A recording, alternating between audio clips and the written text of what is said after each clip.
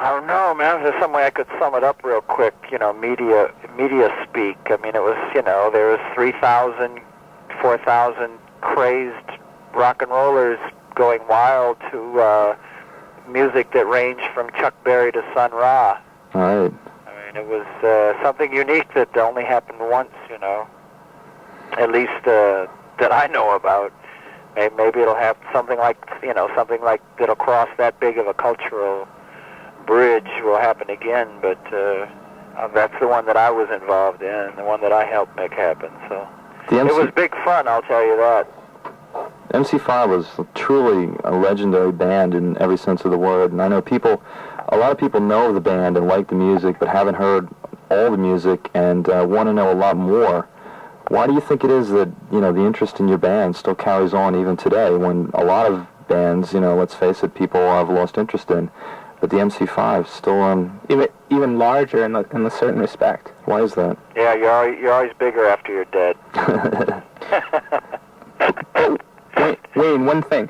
Like a lot of groups from Michigan, they recorded and got record contracts, but in their time, few were able to reach an audience outside the Midwest. Was there any particular reason for this? Well, most of those bands, without kicking them too tough, just kind of got on the bandwagon, I mean, we actually, had a international, universal idea, and they were mostly just thinking about, getting from point A to point B, What was the idea? Well, the idea was that what we were doing had a historical importance, that rock and roll was bigger and was a more important statement, that it was alive and it was something that was to be celebrated and to be exposed and communicated. And I guess the fact that we're here talking to you now, and you're talking to us. Well, I mean, yeah, because that I think that basic idea has run from the beginning when rock and roll first came up the Mississippi on the back of a frog, up through Elvis and Chuck Berry, and it's like the torch is passed on, and then the rock and roll band, the later our band, and then Jimi Hendrix, and then then it was the Clash, and now the modern bands, the Georgia Satellites, and all of them, they're rocking tough, and it's that same celebration of the spirit, that spirit of rebellion, that spirit of release. You seem really tied into a lot of the forces of change going on in the 60s. Well, that was what was happening. What happened after the MC5? What happened in those long years afterwards? Well, I did these kind of bizarre rock and roll guitar battles with Ted Nugent. It was kind of like big time wrestling, I'm gonna immortalize that bum, I'm gonna tear him guitar string from guitar string. What was it like? Is he really as crazy as they say, or? No, I hate to ruin his image, but he's actually a pretty straight guy. Must have been a lot of fun, though. Well, it was good money for me. Yeah. It was just a thing to kind of promote his career, really, Right. It didn't hurt him at all. So that brought you through the 70s? And yeah, through the 70s, and then... what are you doing now? Now? Well, today, as a matter of fact, I've got a musical. A musical? Yes, a musical. It's called The Last Words of Dutch Schultz. And it's based on the deathbed transcript, the dying statement of the Prohibition-era gangster Dutch Schultz. All right. Who, as a matter of fact, was shot in Newark, over in your state. Huh. And before he died, he left a statement with the police that came out kind of like James Joyce and William Burroughs and Bob Dylan all put together. Huh. And me and a partner of mine, Mick Farron, English journalist and science fiction writer. Wasn't he with the Deviants? That's the one, yes. We've written this kind of weirdo beatnik performance. It's 14 people, and we've been playing around Manhattan for the last year with it. We've just done a record deal with a Canadian company, and we're just finishing up the mixes on a 3-song EP. In fact, as soon as I get them back, I'll send them out to you, Jeff. Please do. You can give it a spin and see what your listeners think. Yes, we will give it lots of airtime. Definitely. It's interesting stuff. We wrote the lyrics from all the tunes, kind of came up vertically out of the text of his deathbed statement. And then the music I put together kind of out of my favorite rock and roll and rhythm and blues stuff. So. Where can we see this? Well, you can't see it right now because we're taking some time off while we get this record together. But as soon as we get rolling again, it'll be in the Village Voice and all that. You guys are at Rutgers, right? Right. How far is that from Manhattan?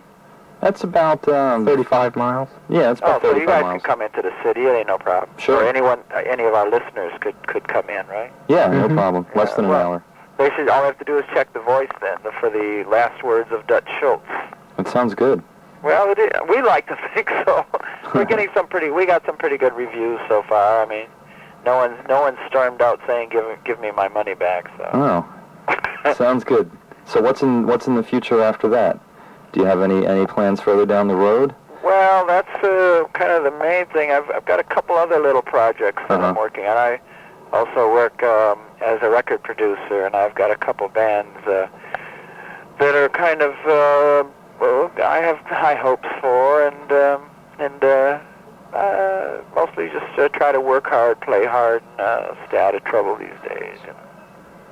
Okay, and one thing we're going to play now is from this compilation tape you put together, Babes in Arms. Maybe you can talk about how you culled the material together. Well, when you're making an album, you go into work each day, and you cut something, and you finish the day's work. You run off a work tape. You know, nowadays we do it on cassettes, but in those days we did it on reel, and you take it home and you listen to it, and you decide, well, do I want to, lower this, raise that, change this, drop that, whatever. They're called work tapes, and I've got boxes and boxes of them. So a guy, Neil Cooper, that has Roar Tapes, approached me at one point and said he thought that if I had any, like unreleased MC5 stuff, that the audience, the fans, might find it interesting, and I agreed with him. And so he gave me some money to do the work. So I went through all my tapes and found, different outtakes and rough stuff that wasn't finished, and put it all together. And I produced what I'd like to think is a pretty good, all in one unit, in one listening, kind of chronology of the MC5 in that Babes in Arms tape. All right. So, which one are you going to play? Shakin' Street? Yeah.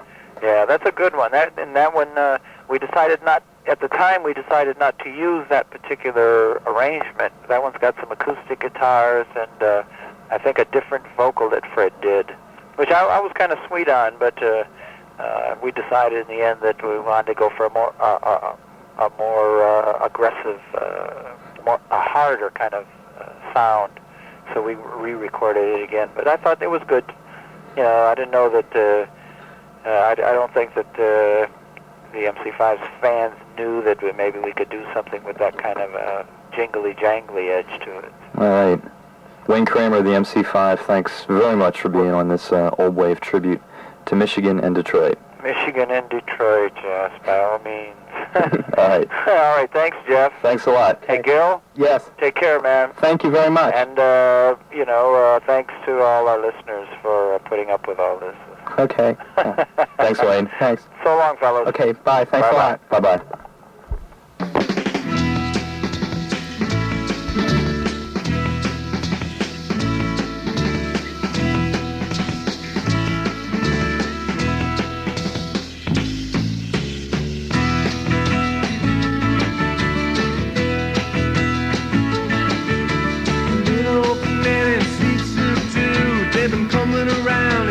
Something to do. Their mamas all want them not to come to town. They got into the blood, now they gotta get down. Shakin' Street, it's got that beat. Shakin' Street, where all the kids meet. Shakin' Street, it's got that sound. Shakin' Street, you gotta get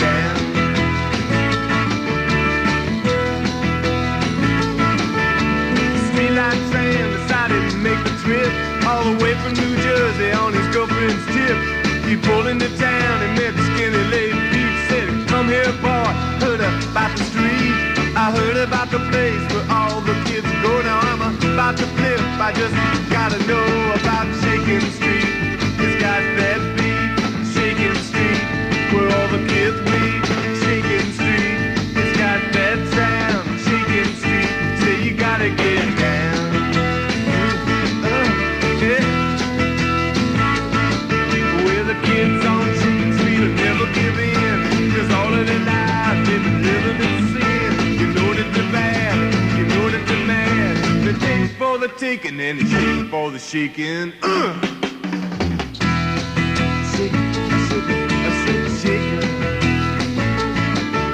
The folks keep complaining, they find it so shocking. All the kids wanna do is just keep on rocking.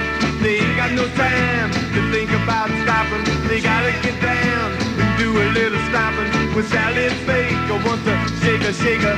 Bobby Dillon says he's gonna take her to Shakin' Street. It's got that beat, Shakin' Street, where all the kids meet. Shakin' Street, it's got that sound, Shakin' Street, you gotta get down. Shakin' Street, it's got that beat, Shakin' Street, where all the kids meet. Shakin' Street, it's got that sound, Shakin' Street, you gotta get down. Take out the jams, motherfucker!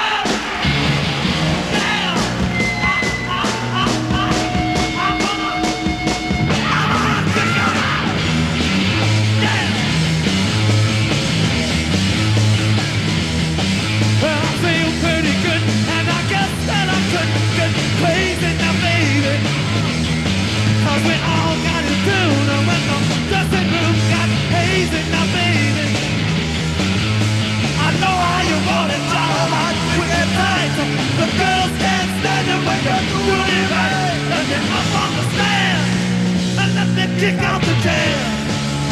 Yes! Kick out the tail! I have to kick them out!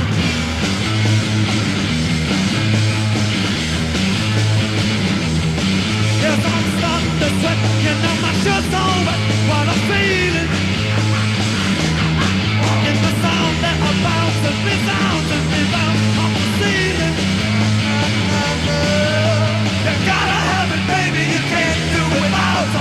When you get the feeling, you gotta song them all. Put that mic in my hand and let me kick out the jam.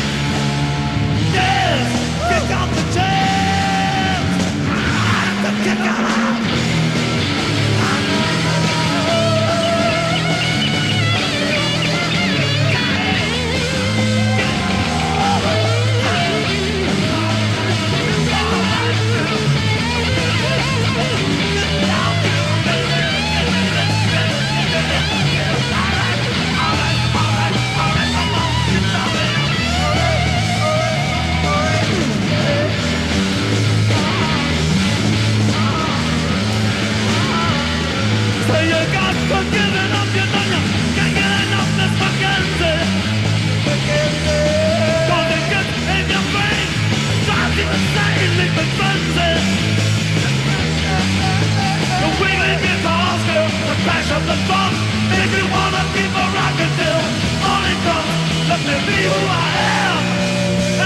Kick out the jam! Yes! Kick out the jam! I done kicked them out!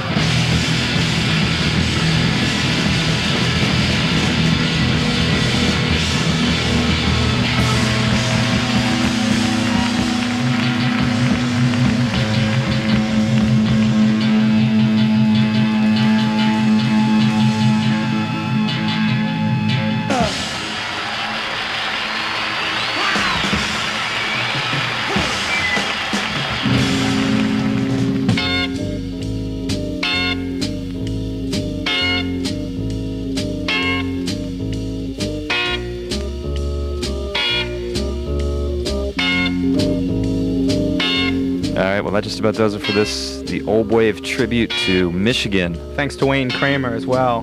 Thanks to Gil Margolis for putting this whole thing together, including the records and arranging the interview and doing everything except turn on the microphone for me. Thanks. It's my pleasure. And mine too. It's been a lot of fun, definitely. And what was it that he said in the beginning of Kick Out the Jams? Oh, it's just some magic word. Right. Yeah, it's Recorded live on the stage of the Grandy Ballroom, MC5. October 1968. Wayne Kramer and the MC5. Thanks to Wayne Kramer for talking with us about all the things he's doing. Shakin' Street before that. Hey, one thing, singing lead there is Fred Smith of the MC5. He's married to Patti Smith and supposedly at work with her on her upcoming record. So we'll see what happens with that. That's cool, definitely.